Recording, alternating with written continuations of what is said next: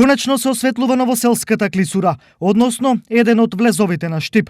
Општината на овој потек инвестира 1,7 милиони денари. Се работи за едно ново модерно улично осветлување на овој потек, кој што ќе осветлиме целата клисура од училиштето Искра се до влезот во Штипско Ново село. Поради специфичноста на теренот, дел од светилките во клисурата се поставуваат конзолно, што бара дополнителен напор и време, но ефектот ќе биде комплетен. Овој дел овде е еден од најмистичните во градот и одовде минуваат сите кои доаѓаат од правец Струмица и Радовиш. Со ова сите влезови во Штип ќе бидат целосно осветлени.